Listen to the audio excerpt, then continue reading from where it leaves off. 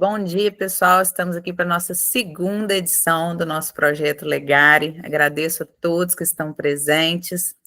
Hoje, mais um conteúdo aí que vamos compartilhar com vocês, com muito carinho, produzido com bastante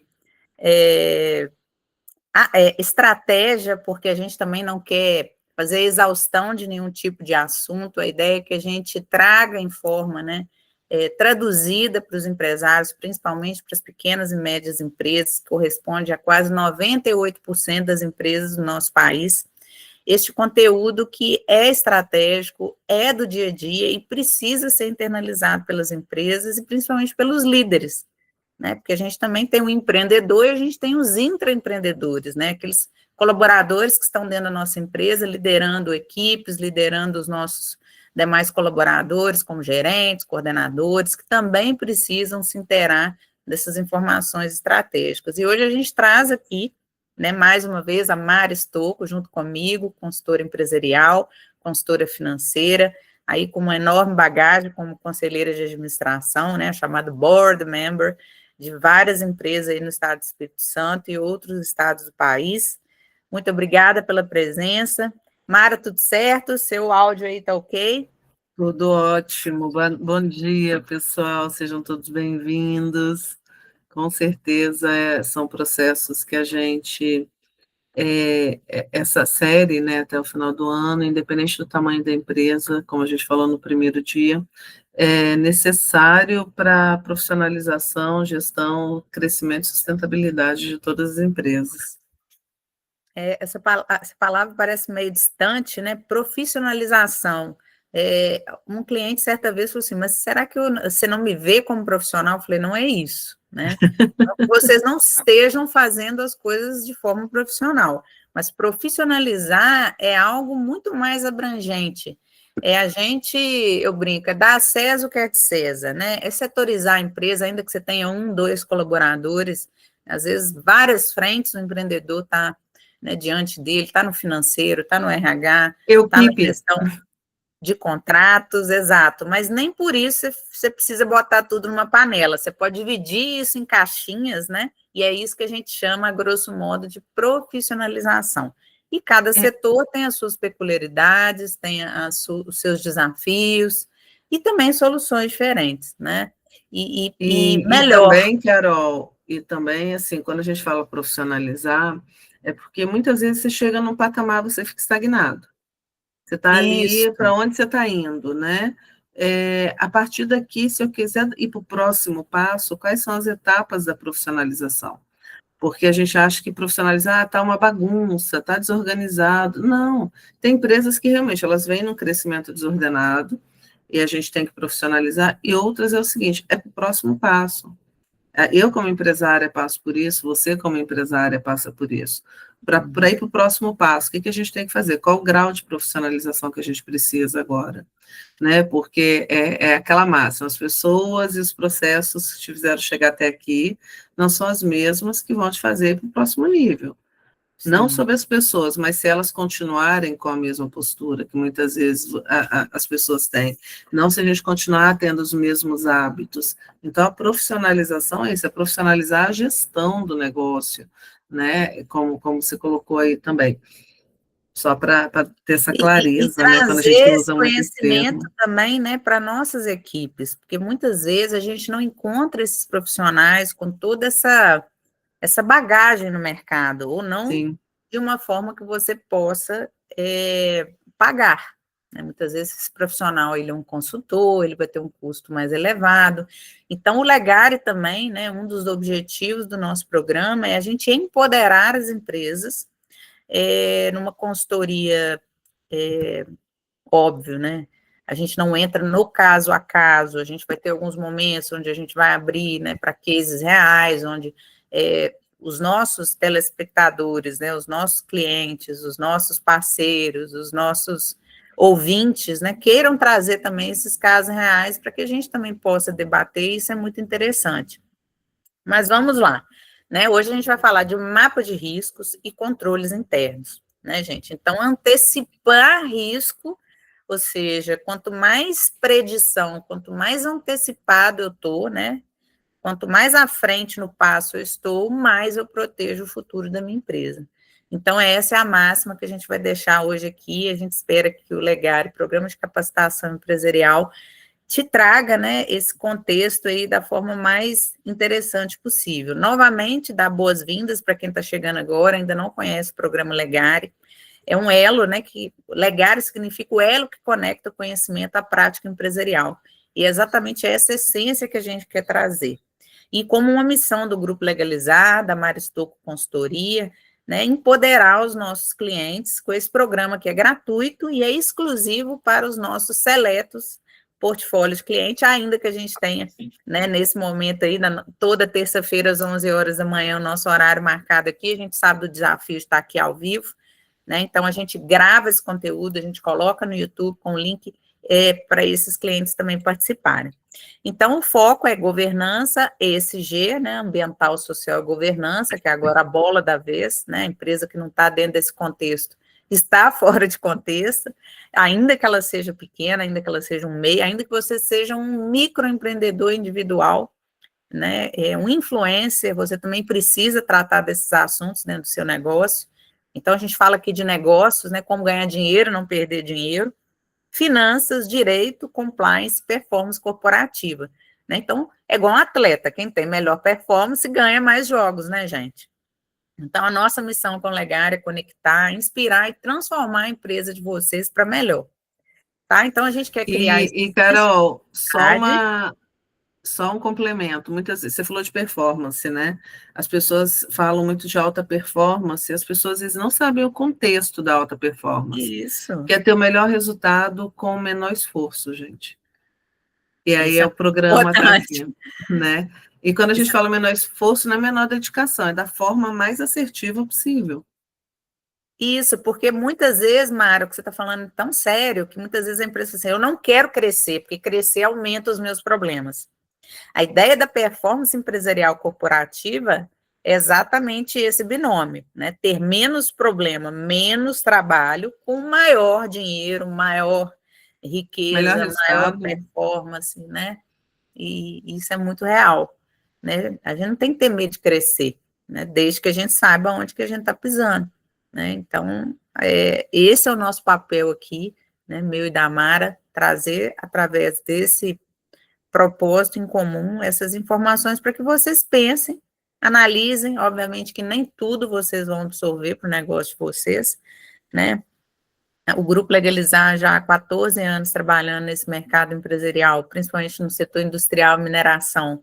O que a gente vê, né, são muitas empresas nascendo e virou moda, né? Você é tão fácil abrir e fechar um CNPJ e sujar o nome e abrir no nome de outra pessoa, que a gente está perdendo o senso da marca, sabe? A gente está perdendo esse senso de pertencimento com os nossos negócios, né? Está parecendo ali que eu já não tenho amor mais pela construção de um legado. Então, a nossa proposta de valor é criar essa segurança jurídica, fazendo que ao final do dia, né, você literalmente prospere, né? Prospere com a mente melhor para gerenciar a sua empresa, com os seus profissionais melhor liderados por você, porque, afinal de contas, o capitão desse barco do seu negócio é você mesmo, né? Assim como a gente está aqui capitaneando, né, um projeto que é bom para o nosso negócio e, com certeza, fazer os nossos clientes ficarem melhor, né? Também reduz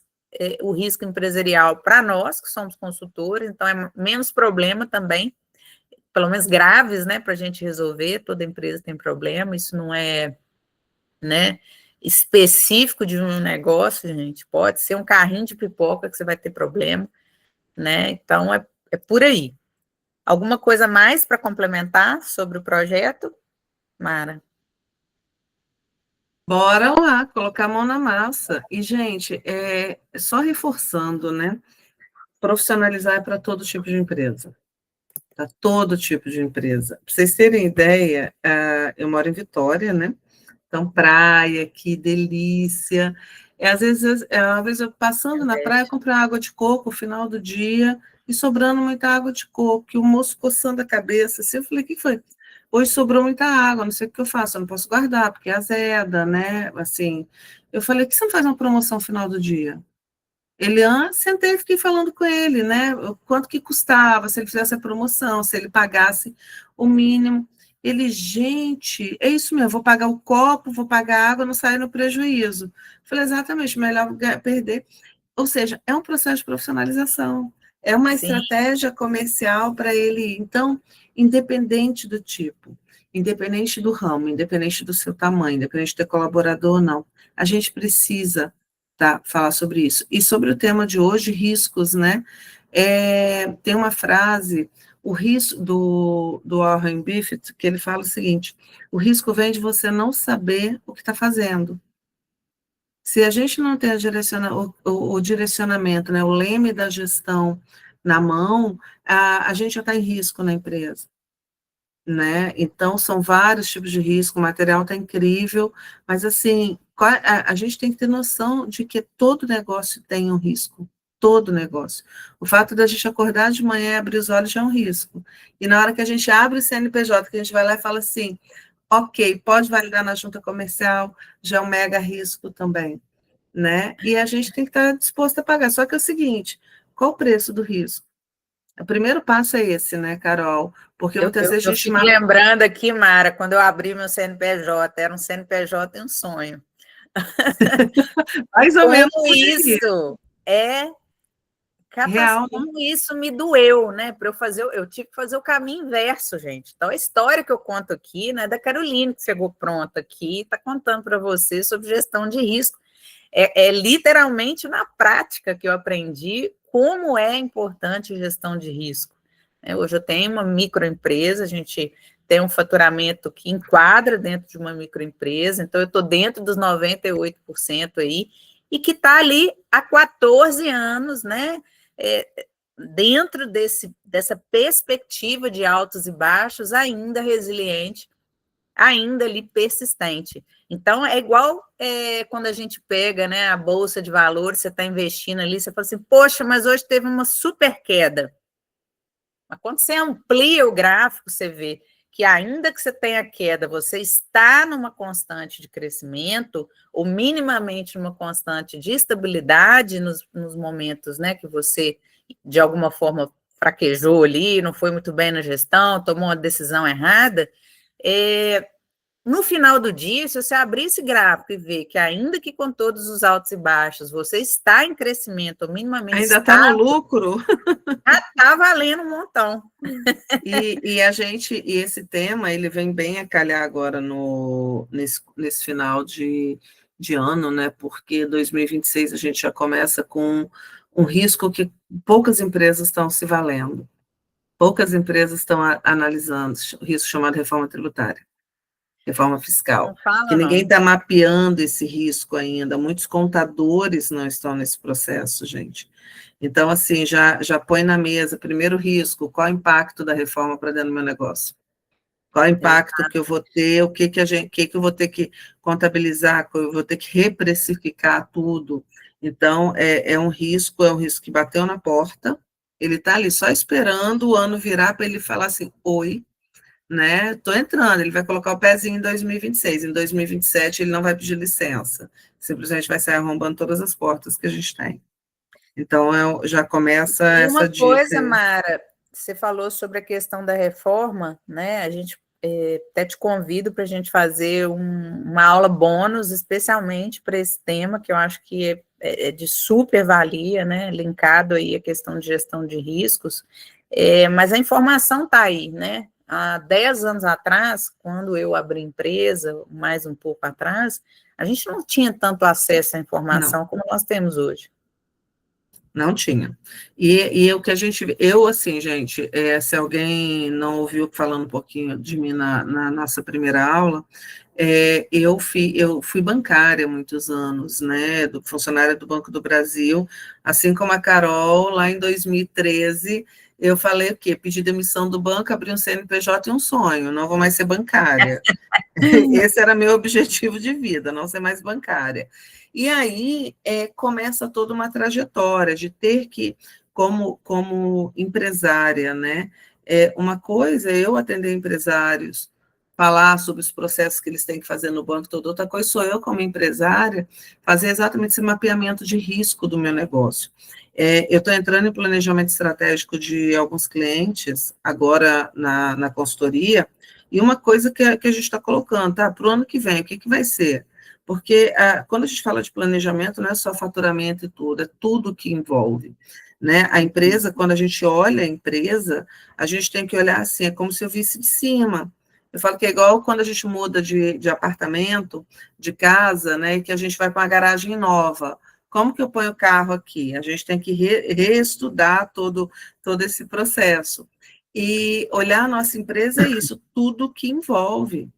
Fazer planejamento estratégico, pensar em estrutura, pensar em número de pessoas. Você falou, Carol, no começo. Eu vou fazer crescer, tá? Quanto custa? Quanto que eu vou ter que investir? Porque muitas vezes não vale a pena crescer. Eu penso assim, eu quero aumentar o meu faturamento, não vale a pena crescer, eu vou explicar, tá? Eu quero aumentar o meu faturamento em 20%. Só que sua despesa para chegar nesses 20% do faturamento, ela vai aumentar em quanto? Isso é risco, né?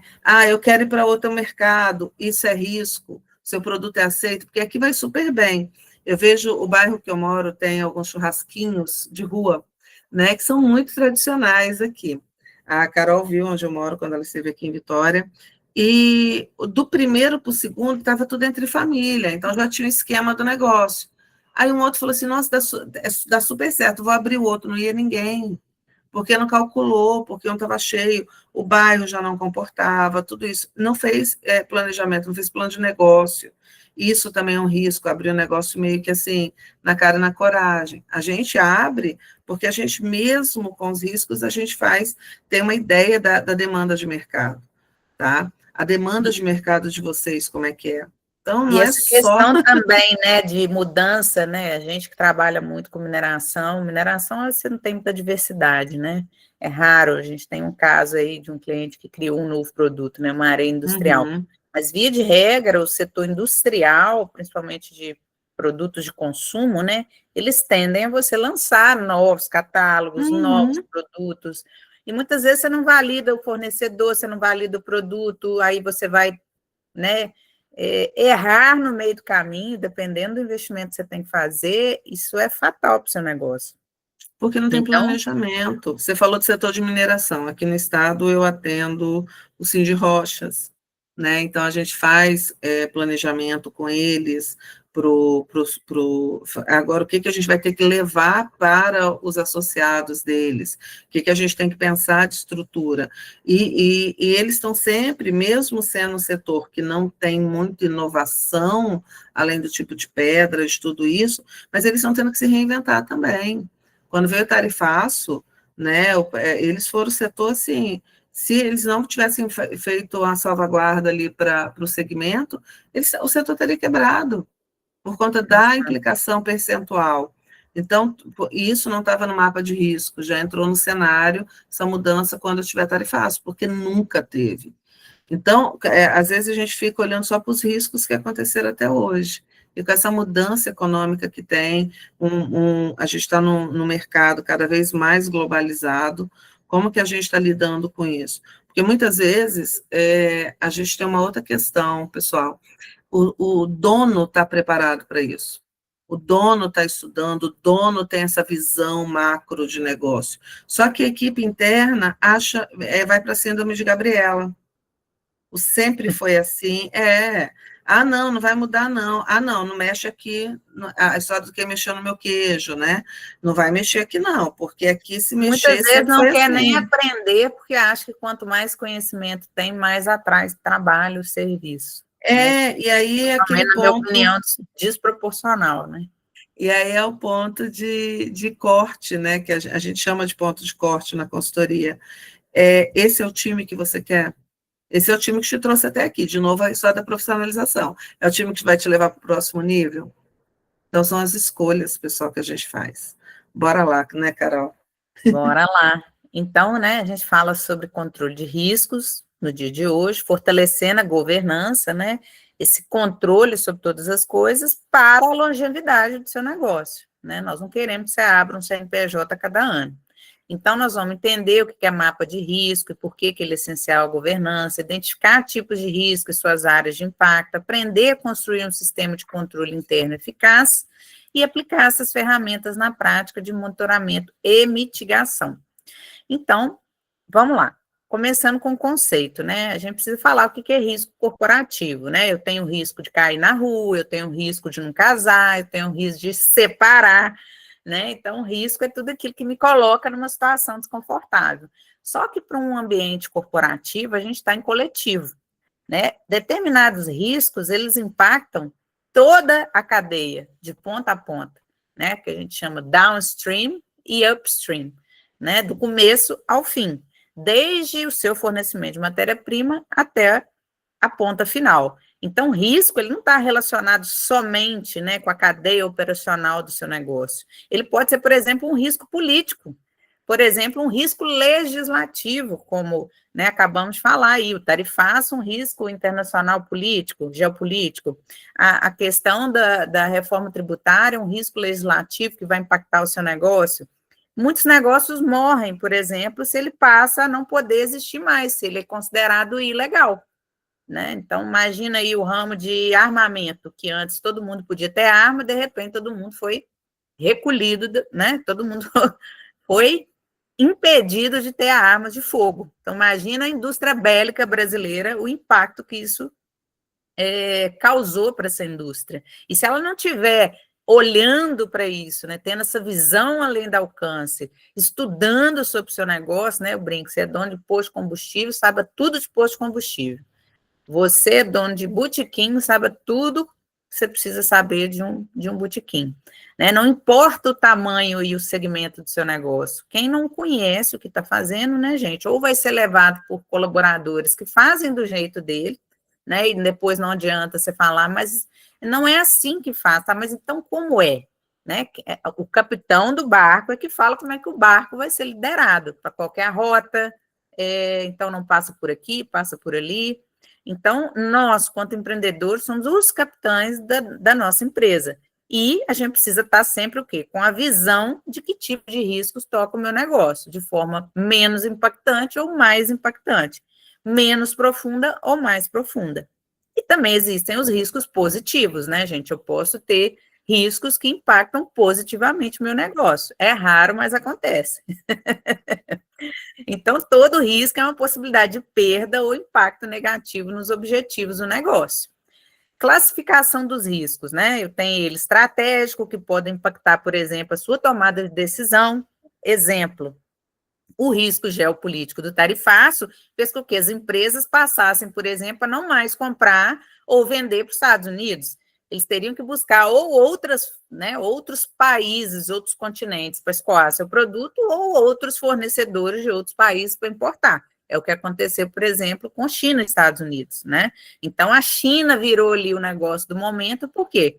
Passou a ser o novo hub facilitado de negócios internacionais. E o mercado, como eu disse, pode ser simplesmente um querer do mercado, né? Hoje nós temos, por exemplo, uma tendência, mais de 73% dos consumidores estão tendentes a consumir de empresas socioambientalmente corretas. E isso é a chamada mão invisível do mercado.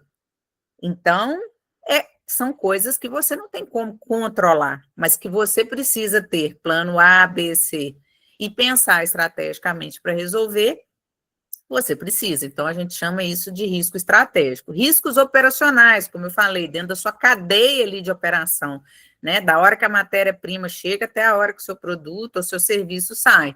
Né? Então, a gente tem ali falhas em processos internos, setores, por exemplo, de qualidade, eu sempre falo, eu nem gosto de falar setor de assistência, né? Então, desde uma manutenção, que o seu colaborador, ele não faz manutenção preventiva e te causa um prejuízo, ou ele não pensa numa rota, ele gasta mais combustível, imagina uma mineração. Gente, a engenharia de produção está o tempo inteiro fazendo conta. Quanto que eu vou gastar para abrir uma frente de lavra num determinado local e não em outro, porque eu vou gastar mais combustível e mais colaboradores para eu projetar o layout daquela exploração num determinado local. E, por outro, por exemplo, uma fábrica de móveis, né? O mercado, por exemplo, está tendo muita reclamação de assistência de um determinado produto e, às vezes, simplesmente é um problema com o meu fornecedor de espuma. Então, às vezes, nem foi dentro da minha operação, mas foi dentro da minha cadeia de fornecimento que impactou a minha operação, porque eu tive mais móveis voltando para prestar assistência. E isso impacta diretamente lá no seu custo final por produto, que, consequentemente, impacta seu fluxo de caixa, seu DRE e todas as demais demonstrações financeiras suas. Os riscos financeiros, custos elevados, então, por exemplo, se determinada barreira tarifária existe em determinado país, como o tarifaço, você passa, às vezes, você comprava de um determinado país onde você conseguia X preço. Agora, aquela barreira vai te fazer comprar de um outro país a 3 vezes mais. Então, isso impactou diretamente o seu custo. Crédito, né? Então, não só sujei o nome da empresa, porque um sócio teve um problema lá pessoal que impactou ali na nossa ausência de probabilidade de pegar um capital de giro, por exemplo, que era crucial para a manutenção de um final de ano ali, pagando 13º, fazendo meu capital de giro ali para aquele ano. Câmbio, né? Então, elevações, oscilações de câmbio, empresas que precisam, por exemplo, trabalhar a todo tempo com dólar, né? Então, determinadas oscilações podem impactar diretamente no negócio delas, como empresas de capital aberto, que estão na Bolsa de Valores, e às vezes, né, isso ocorre até por questões reputacionais, tá, gente? O impacto e o risco financeiro vem por questões reputacionais. Então, jurídicas e trabalhistas nem se fala, né? Então, determinado processo que você pode ser condenado, pode ser que você perca todo o seu negócio, todo o investimento que você fez para você pagar uma indenização, para você pagar um acidente trabalhista, ou uma ação coletiva de um determinado sindicato, que você não está cumprindo uma convenção coletiva de trabalho, ou mesmo determinada coletividade, né, um Ministério Público te processou ali, porque você está fazendo propaganda enganosa, até o marketing pode te atrair risco.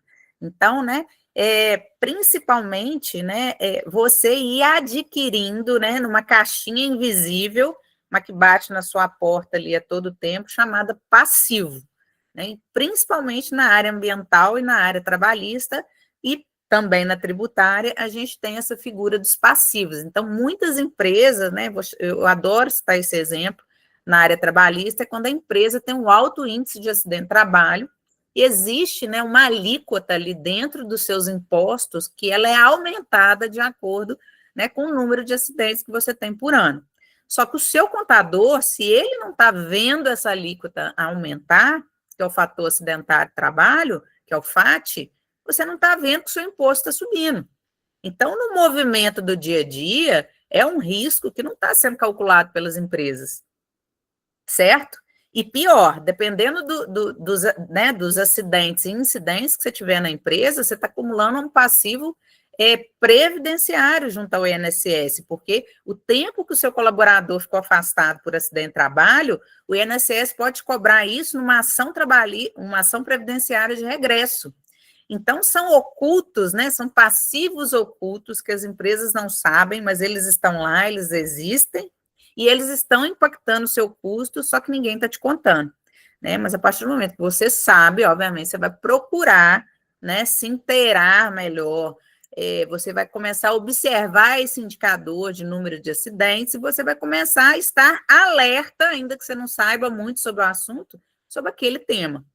Ambientais e ESG nem se fala, né? Acabei de citar que mais de 73, né? A Caroline está falando, né? Isso é Forbes, Ernst Young, PwC e outras tantas consultorias internacionais que falam sobre a tendência desse mercado, principalmente a geração Z, né? Que está tendente a consumir de empresas ambientalmente corretas. Ninguém quer contribuir, né? Por exemplo, para um trabalho escravo.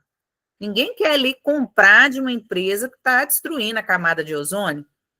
Ninguém mais, né, desse mundo atual quer socializar os impactos ambientais com nenhuma empresa, né? Muito menos porque a gente sabe que os recursos naturais são finitos, né? Então, impactos socioambientais e de reputação, a gente teve o caso aí, né, não é o caso, mas a gente teve um grande cantor aí, o Leonardo, que disse, inclusive, que a sua propriedade rural era arrendada para um terceiro, não observou o compliance de exigir documento e foi parar nas mídias aí com um escândalo, né, de trabalho escravo nas plantações dele lá de cana. Então, pessoal, riscos reputacionais, a depender, tá? Ele é mais fatal para um negócio do que o próprio risco ali de passivo. Porque o passivo você parcela, o passivo daqui a pouco você administra. Um risco reputacional, ele costuma ser de surpresa, você não imagina que ele vai vir, muito menos tem um plano de contenção para ele, que é o pior, né? Então, o risco, ele não é o inimigo. Desde que eu conheça ele, é um indicador de atenção e preparo. Então, a partir do momento que eu estou ligada quantos acidentes de trabalho eu tenho por ano na minha empresa, eu vou reforçar o meu time de segurança e saúde ocupacional, eu vou reforçar os meus equipamentos de proteção coletiva e vou intensificar a fiscalização e monitoramento no meu chão de fábrica. São ações que, a partir do momento que eu conheço o risco, entendo ele como fator que pode impactar o meu negócio, eu começo a tomada de decisão. Certo? Vamos lá.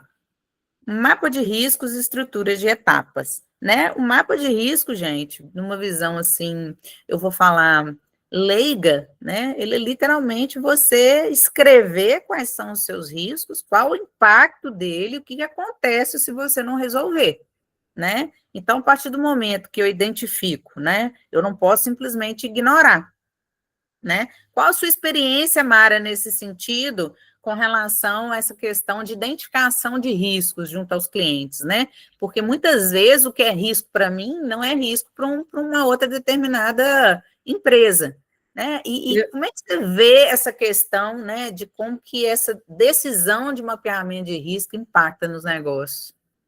Eu comecei a rir pelo seguinte, às vezes a pessoa, como eu falei nessa frase, o risco vem de você não saber o que está fazendo. Primeiro risco é esse, tá? O que que eu tô, como é que você vai mapear o risco se você não conhece a sua operação? Primeiro passo é esse, gente.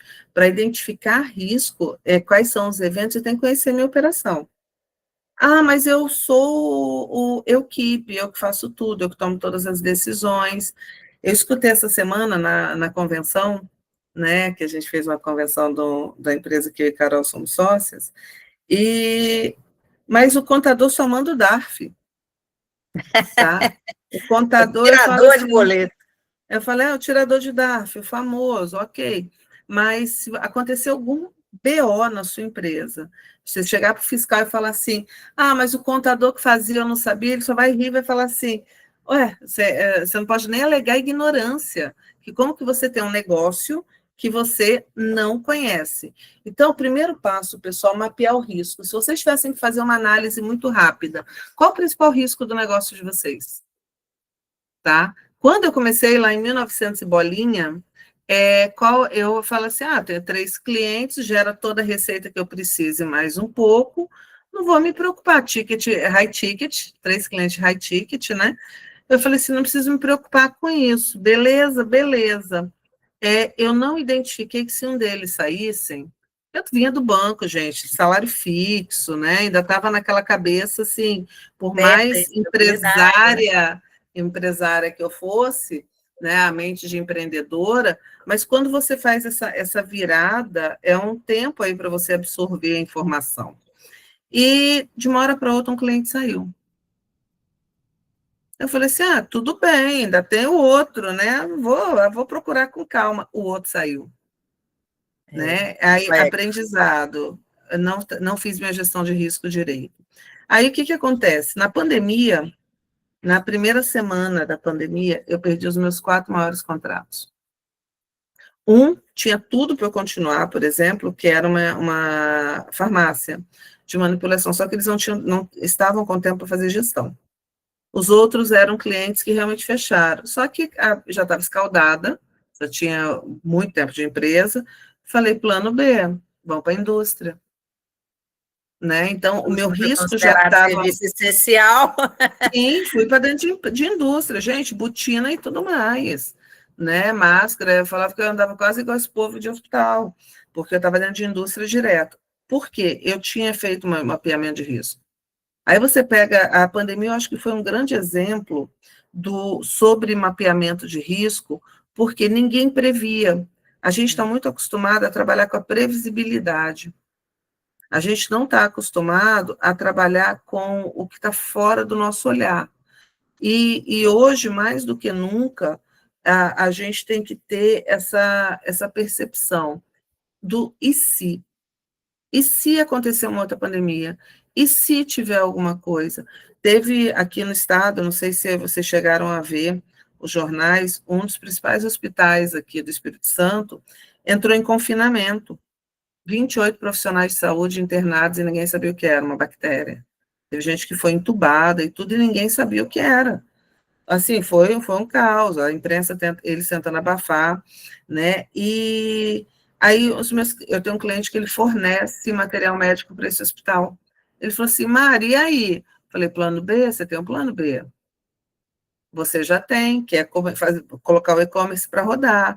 Ele, é verdade. Eu falei, então, você não está 100% desassistido nesse aspecto, né? Porque a gente já tinha feito uma previsão de tudo que podia dar ruim para ele. E foi assim, só que o negócio não tomou a proporção que a gente achou que fosse tomar, graças a Deus, e a gente conseguiu fazer. O problema, cara, é que ninguém mapeia risco, tá? O empresário eu está não vou acostumado lembrar a o matar autor um agora. leão por dia. Eu não sei qual é o autor agora, mas eu parafraseo com uma outra perspectiva. Eu falo que quem não fala de problema não resolve problema. Não E resolve tem o um problema, autor exatamente. internacional que fala que se você escrever os seus problemas, você já tem 50% deles resolvidos. Ou seja, conhecer os problemas é tão importante quanto resolver. E Porque você vai ver que resolver, muitos via nem de são regra, você tem problemas. um leque de possibilidades. Plano A, B, C, D, E, até o Z, dependendo. E muitas vezes a gente, quando faz quando a gente mapeia, né, quando a gente faz esse mapeamento, a gente vai entender que muitos nem são problemas imaginários. Ou Exato. que nós chamamos de Ou são sabotador de gestão. oportunidades. Não, ou que nós chamamos de sabotador de gestão, tá? Porque assim, eu me apego àquilo como se fosse assim, se tudo der errado, eu tenho quem responsabilizar ou o que responsabilizar. Uhum. Gestão, gente, não dá para romantizar a gestão, tá? É luta, né? Mas a gente está aqui para traduzir todo esse movimento, né, universal de como traduzir todo esse conhecimento, né? Então, na prática, né, se vocês quiserem printar isso aqui, os principais pontos de estrutura de um mapeamento de risco é identificação deles, lembra da frase, quem não fala de problema não resolve problema, se você escrever os seus problemas em lista, 50% deles já vão estar resolvidos, quer dizer que você pelo menos conhece quais são, ou pelo menos os principais, né, de maior impacto. Classificação entre probabilidade de acontecer e impacto, então, olha a importância, né, quando a gente fala em mapeamento de risco, eu estou falando basicamente previsibilidade, predição, né, você vai ser a mãe de nada do seu negócio, então, qual a probabilidade daquele problema, daquele risco acontecer e qual o impacto dele se ele acontecer, né, e, obviamente, o plano de ação para eu resolver.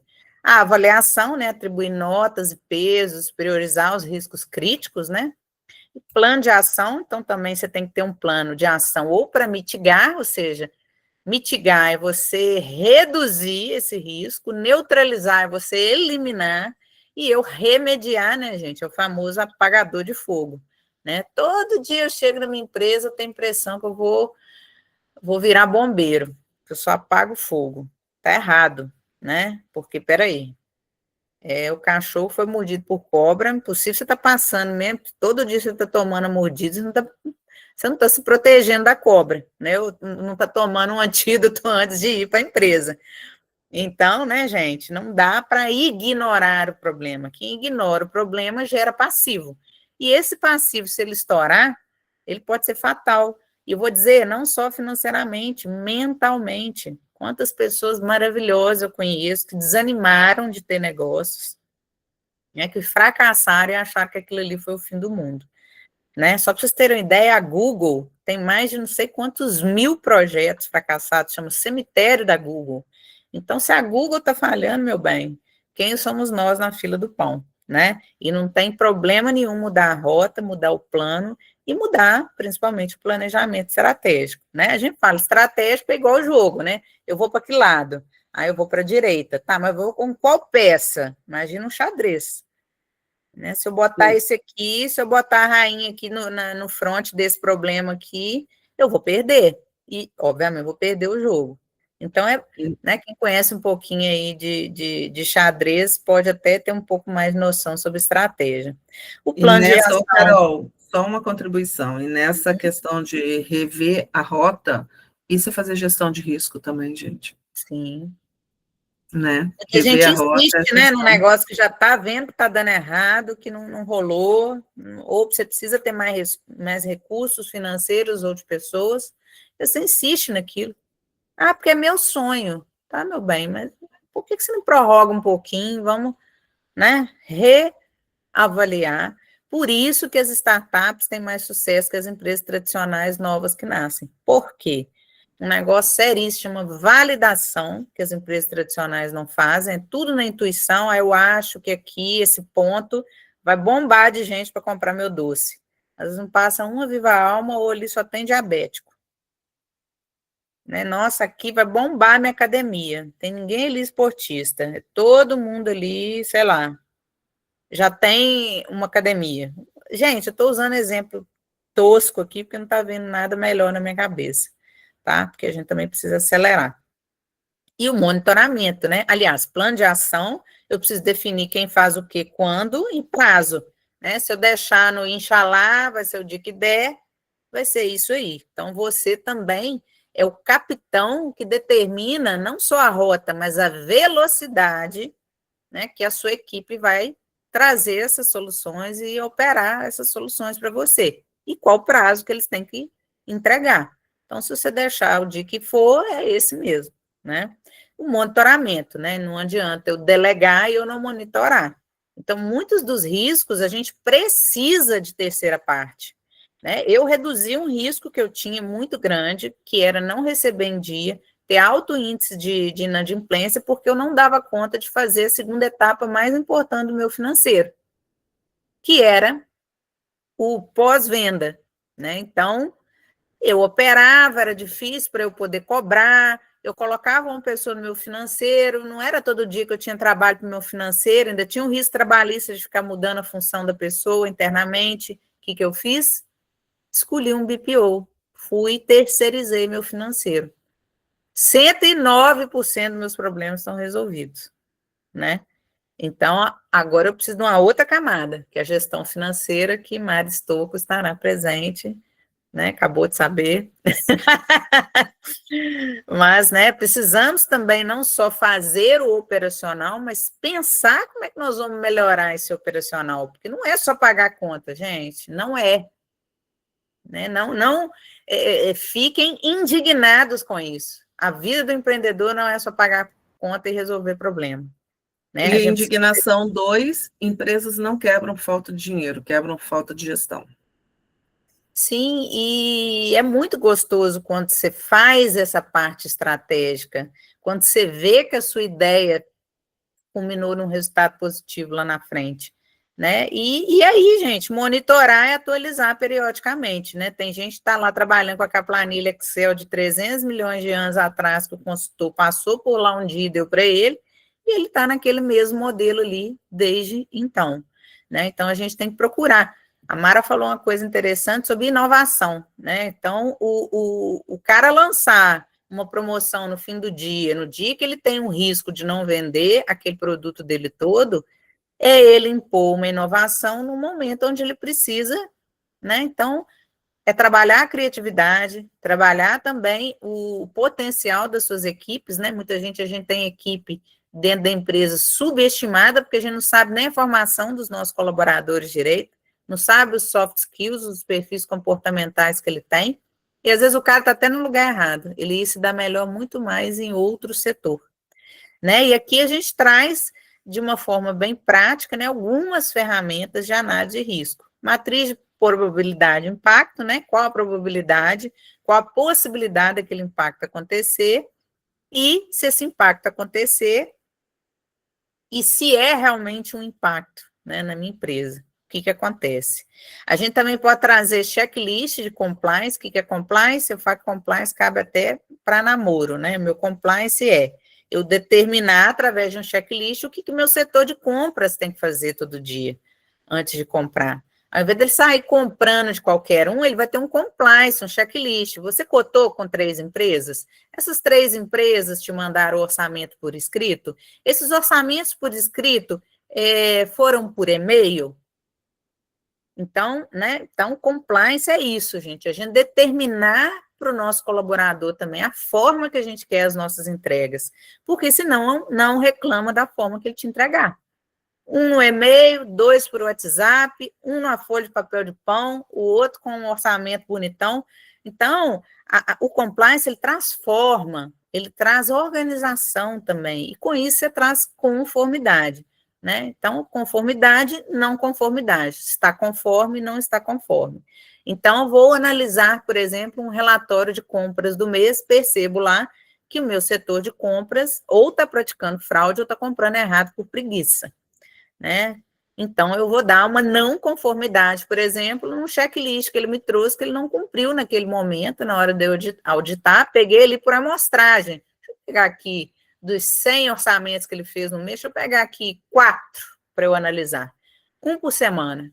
E aí você detecta que ali não está sendo cumprido aquele programa, aquela ordem, aquele compliance, aquela organização que foi determinada. Isso deturpa tudo que você está, né, determinando ali, que é o famoso, como é que é a frase, Mara? A cultura engole a estratégia no café da A manhã. cultura come a estratégia no café da manhã.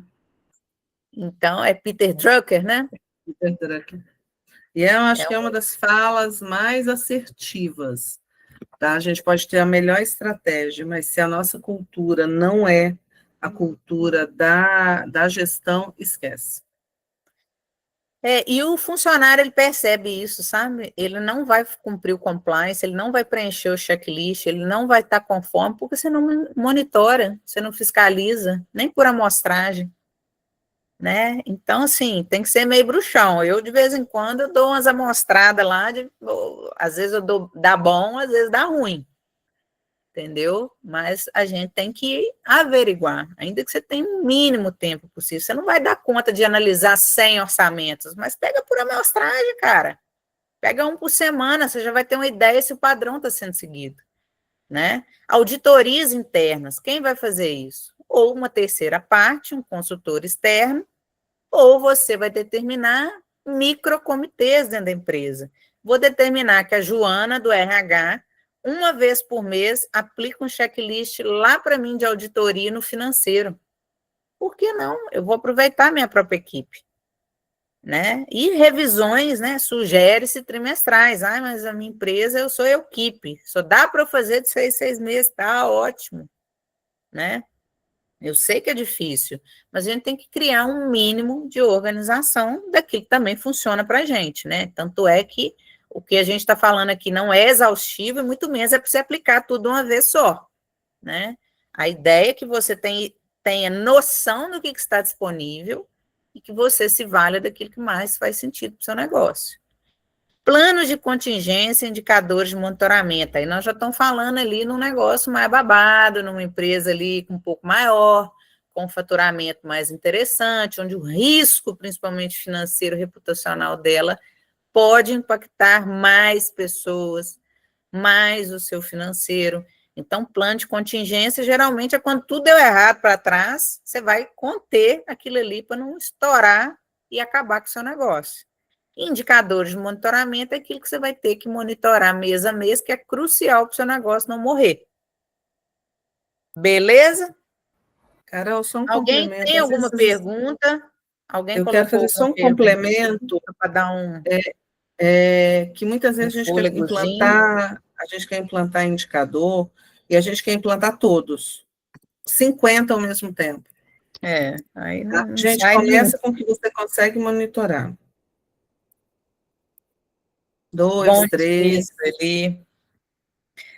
Porque no final do dia, né, gente, a gente sabe que as pequenas e médias empresas, elas dependem muito do conhecimento terceirizado, né? ela tem uma rigidez de faturamento, ela não consegue contratar os the best de Harvard para estar lá dando consultoria. Só que tem muita gente boa no mercado, tem muita solução no mercado, que você consegue aplicar no seu negócio, às vezes até sozinho mesmo, né, para que você consiga melhorar. Né? Eu tinha um problema seríssimo com gestão de pessoas. Não só pelo meu temperamento de achar que todo mundo tem que adivinhar, né? Eu já mudei esse mindset, como também, né, de eu não saber contratar, e até que eu tive humildade bastante para reconhecer que eu não sou especialista em contratação, eu tomei bastante, né? Eu apanhei bastante. Então, quando eu fui e comecei a utilizar psicólogos para fazer a entrevista psicológica, não para saber se a pessoa é doida, é para entender se ela fita com o meu jeito de administrar. Olha que até isso importa, gente. Como é que eu vou ter uma pessoa para trabalhar comigo da primeira vez que eu falar alto com ela, porque eu sou meio surda ainda. Ela, ela ir para casa chorando. Como é que eu vou fazer? Eu vou achar que eu sou o pior empresário do mundo, e por muitas vezes eu achei isso. Né? E às vezes isso acontece no seu setor financeiro, isso acontece no seu setor comercial, isso acontece no seu setor logístico, e você não está percebendo. Né? Então a gente tem que também ser humilde, de entender aquilo que a gente dá conta e só jogar o boné onde a gente aguenta pegar, do contrário a gente vai buscar ajuda. Né? Então é igual o filho problemático, né? A mãe não dedica para o filho problemático, a gente tem que fazer a mesma coisa nas nossas empresas. A gente dedica para as áreas onde a gente tem maior dificuldade de gestão. Aquilo que eu sou top, tá tudo certo, né, Mara?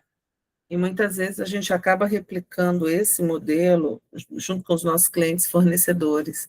E a gente não entende por que a cadeia não funciona. Né, a cadeia como um todo.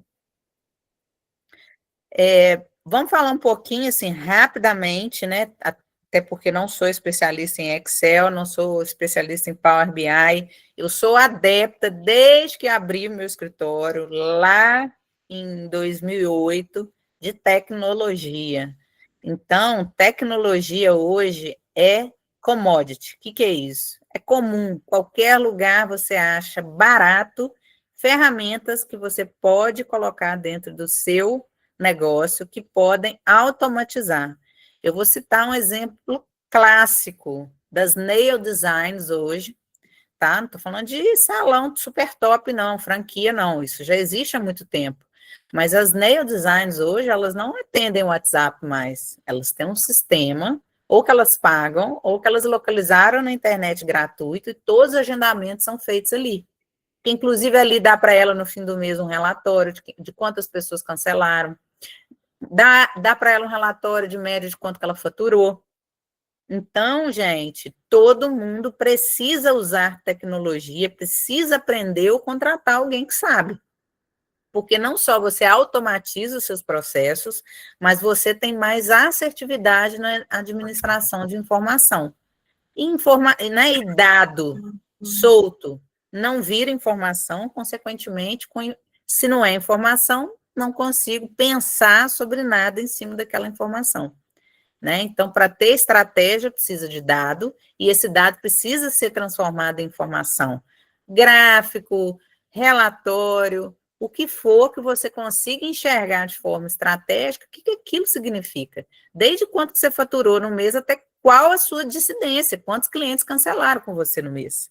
Né? Então, você pode fazer isso através de uma planilha Excel, você pode fazer isso nesse sistema que chama Power BI, que está super usado agora, mas que, né, na minha opinião, que não entendo nenhum dos dois primeiros, os softwares são, né, a minha ferramenta onde hoje eu consigo operar. Então, meu financeiro eu tenho o Nibo, no ambiental eu tenho o Ambisys, no meu jurídico eu tenho dois, tanto o ADV Box quanto o Promad. Então, gente, a gente usa, né, várias ferramentas durante o nosso dia a dia para que a gente monitore esses dados, porque é infinitamente impossível para mim hoje, principalmente morando no mundo, né, que eu me considero morando no mundo, tratar as coisas manualmente. né?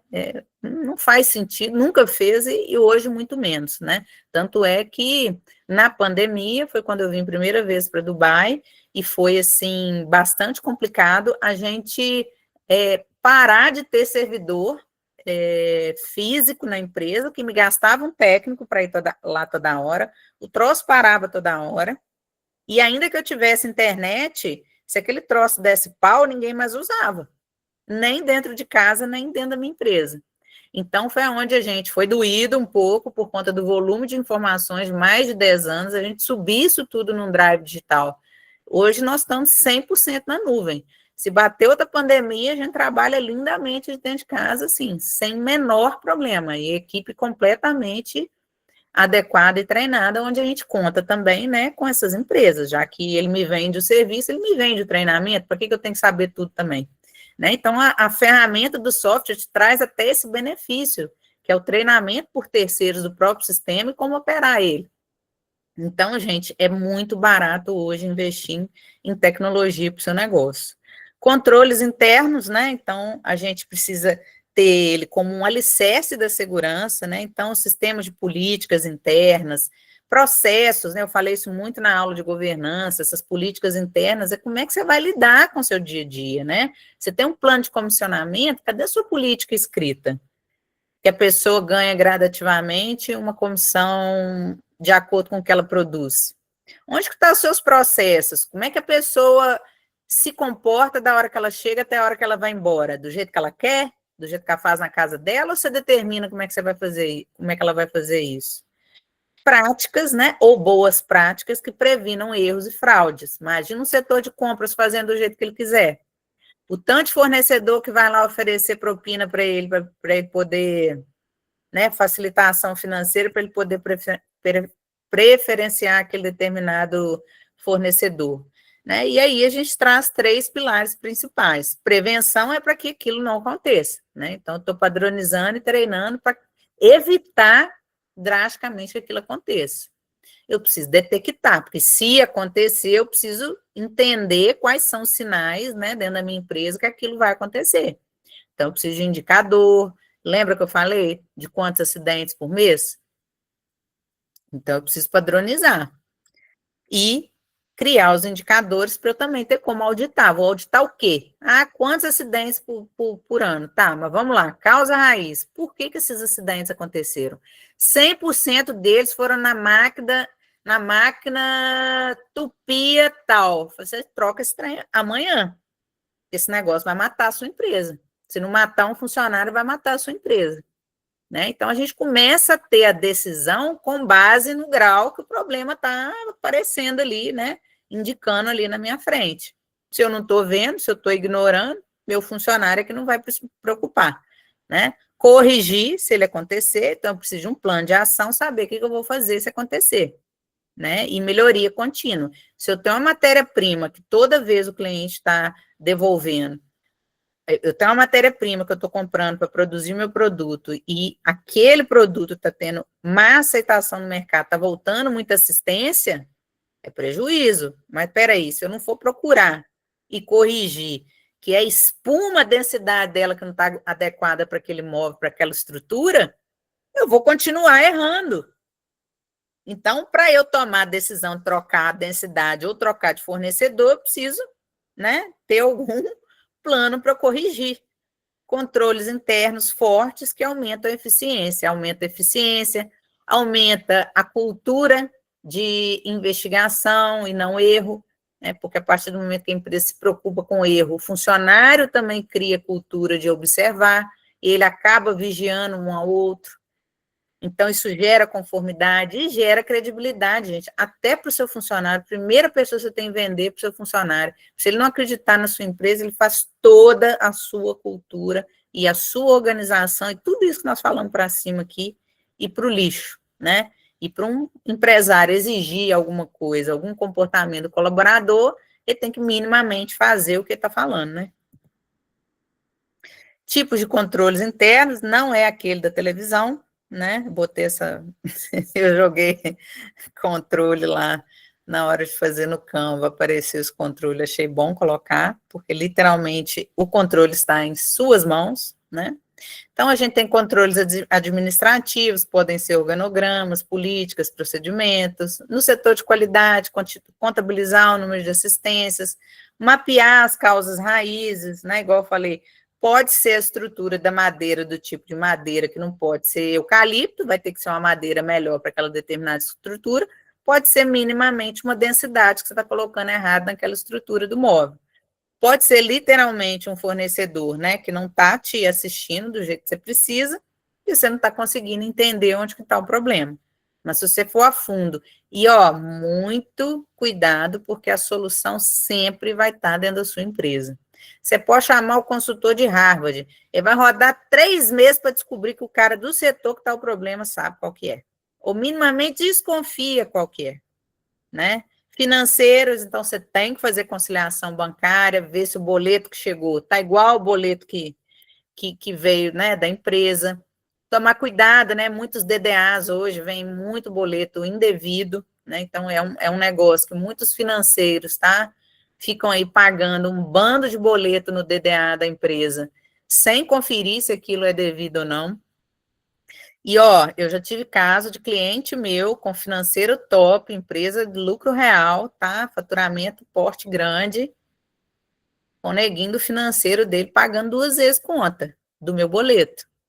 Mandando Pix uma vez e não era combinado comigo, não. Da gente ligar para o cliente e falar assim: olha, não é a primeira vez, o seu funcionário financeiro pagou 2 vezes a sua consultoria esse mês. Gente, isso é muito sério. Se ele tá pagando a minha consultoria 2 vezes, uma vez no Pix, outra pagando boleto, com juros e multa, esse cara deve estar fazendo uma arruaça nesse financeiro da empresa. Entendeu? Então, muitas vezes não é você que está faturando pouco, é você que não está monitorando o que está sendo feito nas simples ações de cada setor que você tem. Né? É fazer o básico bem feito. A partir do momento que você tem o básico bem estruturado, qualquer outro setor, qualquer outra situação que você coloca de atividade naquele setor, vai fluir, né? Então, para isso, segregar funções, né? Então, imagina se tem 2 pessoas no financeiro e elas não dividem quais contas a pagar, né? De repente, uma fica só com conta a pagar, a outra fica só com conta a receber. Se as 2 fazem tudo, muito provavelmente esse boleto pode ter sido pago 2 vezes por pessoas diferentes, dentro do mesmo setor. Então, são situações simples, gente, que eu brinco, né? O diabo mora no detalhe, tá? Operacionais, então faça esses checklists, dê na mão do seu funcionário, óbvio, precisa ser dito. Mas eu preciso falar, falei, não, você não só precisa falar, você precisa treinar, você precisa escrever e monitorar, daqui a 3 meses voltar e falar tudo de novo.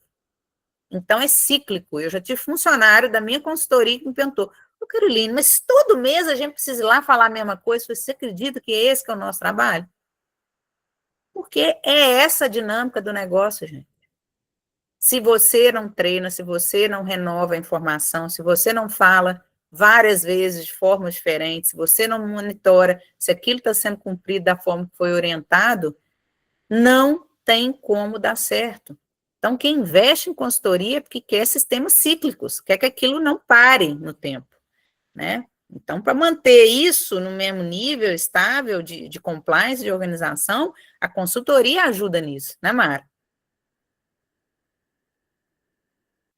Exatamente, é o nosso papel.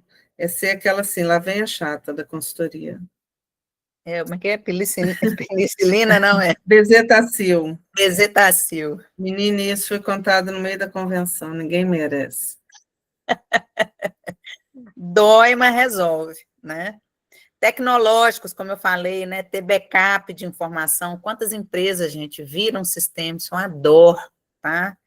Vira sistema de qualquer maneira. O cara do TI, ou às vezes o menino, né, da internet, não sabe nada, não tem amor por um dado seu. É uma história de vida da sua empresa ali que se perde naquele processo. Né? O histórico de comunicação, de processo de assistência, histórico de venda, de inadimplência e, principalmente, né, não só controlar os acessos, né, não deixar senha com qualquer um, ter sistemas que você possa colocar senhas, né, e também graus hierárquicos também, para não é todo mundo que tem que ver tudo, né, Cuidar da cibersegurança, porque muitas empresas, por exemplo, a nossa de consultoria, a gente vende informação. O meu banco de dados, ele vale mais do que tudo. Ah, eu posso começar do zero? Posso, mas vai me dar uma trabalheira, meu amigo. Fora que aquilo ali é um backup, né, de um banco de dados de um monte de documentos que já foram produzidos ao longo da nossa vida, né, de consultoria, que serve para facilitar a vida da minha equipe hoje. Ambientais ESG, então rastreabilidade de produtos, programas de gerenciamento de riscos da segurança do trabalho, PCMSO, então, gente, leiam os cronogramas que vem no final desses documentos, né, porque vocês precisam ter isso na mente, não é na gaveta, e nem lá no computador do seu técnico de segurança do trabalho. Estrutura contratual, então, vocês precisam investir em documentar as coisas. Hoje, com o advento do WhatsApp, essa facilitação da comunicação, a informalidade aumentou proporcionalmente. Então, é mais fácil acessar as pessoas, em contrapartida, eu tenho mais informalidade nas relações contratuais e negociais. E isso pode ser fatal para o seu negócio. Então, muitas vezes, o seu advogado é ótimo, ele não tem um pedaço de papel para poder ganhar o processo. É na fé, né? E na resiliência. Então, assim, não dá para bancar o advogado diabo sem provas, né? Então, até para a gente ir brigar na justiça, a gente tem que estar documentado.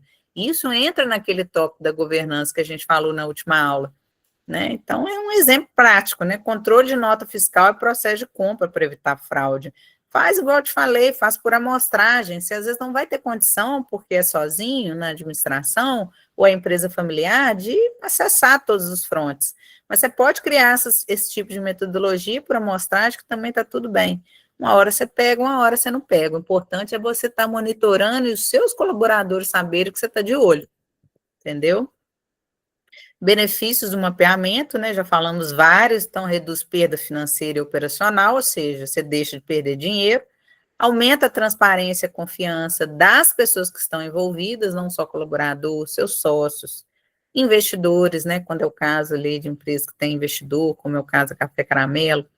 Você facilita as auditorias, então você facilita até a obtenção de certificados internacionais e nacionais, você melhora a tomada de decisão e principalmente a reputação institucional, né? Quantas empresas a gente já ouviu falar que tem fornecedor que não vende para o polo moveleiro de Ubá? Por quê? Porque a fama é de mal pagadores. Mas isso é de hoje? Isso é um mito? Isso é uma verdade? A gente não sabe. A gente sabe que isso é uma questão reputacional que paira aí, né, entre as bocas dos nossos clientes. Gera inteligência corporativa, então você vira uma empresa que tem mais informação, consequentemente, né, gente? Informação, conhecimento é poder, então você também aumenta a cultura de prevenção. Empresas que controlam risco controlam o próprio destino. Então, se o capitão está vendo onde tem pedra, onde tem iceberg, onde que é melhor a rota, com certeza ele vai ter, né? Ele vai chegar ao destino dele com muito menos dano no barco e vai conseguir chegar, pelo menos, né? Que é o que muitas vezes abandona o barco no meio do caminho.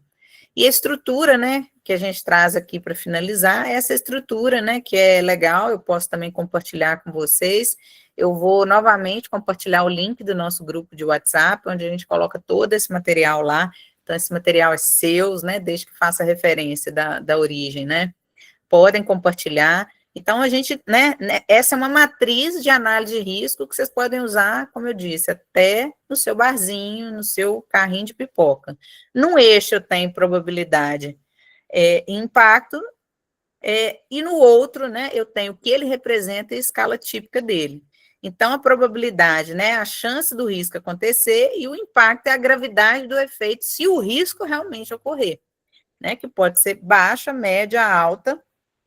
E esse é o modelo, né, 3x3. Você tem o modelo 5x5, eu acho esse aqui bem funcional, né? Então, é um modelo simples, eficaz, então, eu monitoro qual que é o impacto e a probabilidade dele acontecer. Existem, né, metodologias como modelo ISO, você pode utilizar, né, o sistema de compliance, você pode utilizar uma matriz própria, né, onde você atribui o grau de risco, né, para cada um, de acordo com a sua estratégia, de acordo com onde você quer chegar, de acordo com aquilo que você está buscando, né? Se eu estou buscando um mercado internacional e eu preciso trabalhar em dólar, o câmbio, então, é um risco que eu preciso monitorar.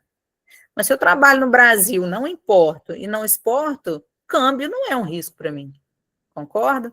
Então, a ideia é essa. Então, se eu tenho uma probabilidade, né, do câmbio impactar média o meu negócio, mas eu tenho uma baixa, né? Isso causaria um baixo impacto, então, médio com baixo, ó, baixíssimo o meu risco neste caso, né? Porque o câmbio, esta variável câmbio, não impactará o meu negócio.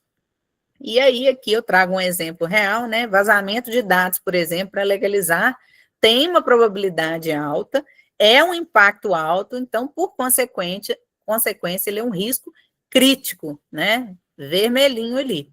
E aí vocês podem usar, né, esse material, como eu disse, critérios técnicos de probabilidade e impacto, porque cada risco foi classificado daquela forma, segundo padrões de governança corporativa, né? Se você tiver ela muito bem estruturada, compliance, né? Você definindo as regras do jogo, e existe uma metodologia que é a ISO 31000, que é uma certificação internacional de gestão de riscos, tá? Então, você tem para todo gosto, né? Da mais forma simples de atribuir impacto e probabilidade à forma mais técnica.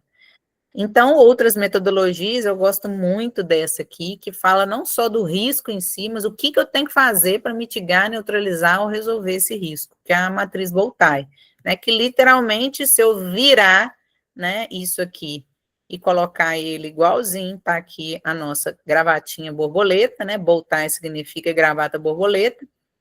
É uma ferramenta visual poderosa de gestão de riscos. Então, aqui, exemplo, né?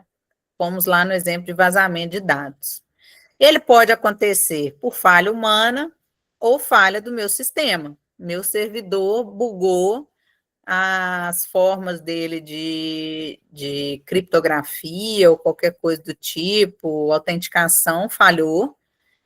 E aí eu tenho, né, os impactos. Eu posso ter danos à minha imagem, legalizar com a empresa, né, que o nome já diz, é legalizar, tá botando dado dos outros aí, foto de cliente praticando crime ambiental para todo lado, e aí eu vou tomar ali uma multa da LGPD, da Lei Geral de Proteção de Dados, porque no meio daqueles dados que vazaram dados também pessoais da pessoa dos meus clientes, CPF, identidade, telefone, grupo sanguíneo, atestado médico de funcionário, dados pessoais sensíveis.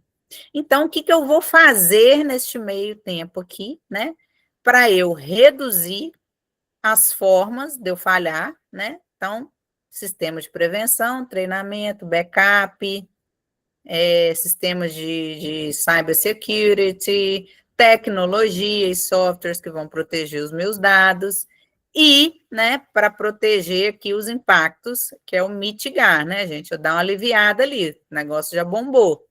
Plano de respostas, né? Se acontecer um vazamento de dados, como é que eu vou aliviar os danos à minha imagem e como é que eu vou fazer para responder aqui para a Autoridade Geral de Proteção de Dados. Meu plano de respostas e o que eu posso fazer aqui, a auditoria, no meu conceito, né? Entraria até, não só aqui no plano de prevenção, auditoria preventiva, mas auditoria para descobrir a origem, né? Pode ter sido dolosamente um colaborador meu vazou os nossos dados para causar dano à nossa imagem. Ficou com raiva da gente e resolveu vazar nossos dados, criou ali um vírus, porque ele tem acesso, né? Praticou ali um abuso de confiança. E aí, gente, né? Vocês podem aplicar para qualquer coisa, né? A gente demorou um pouquinho a mais hoje, mas foi bom. É um assunto bem, né? Que não poderíamos ficar aqui horas falando. E eu trago uma mensagem final aqui do programa Legare, né? Que a matriz de risco é um mapa de prevenção. Quanto mais nítido, quanto mais você entende os os riscos, você pode fazer ele por setor, né? Você pode fazer ele por empresa, por produto, né? Você pode fazer uma matriz de risco comercial, você pode fazer uma matriz de risco jurídica, ou você simplesmente pode fazer uma matriz de risco geral do seu negócio. Você, então, né? Quanto mais nítido, menor a chance de se perder no caminho. É a nossa mensagem final.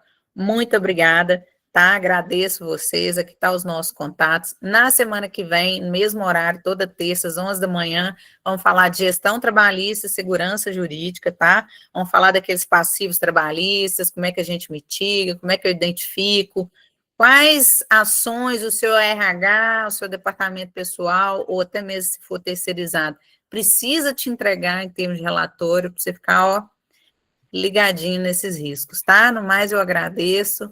Agradeço, Mara. Quer fazer alguma mensagem final? Vou repetir a frase do começo. Risco vem de você não saber o que você está fazendo. Muito Então, obrigada. é mapear, gente. Excelente, gente. Uma ótima tarde. Muito obrigada por todos estarem aqui Tchauzinho. presentes. Um beijo. Até a próxima.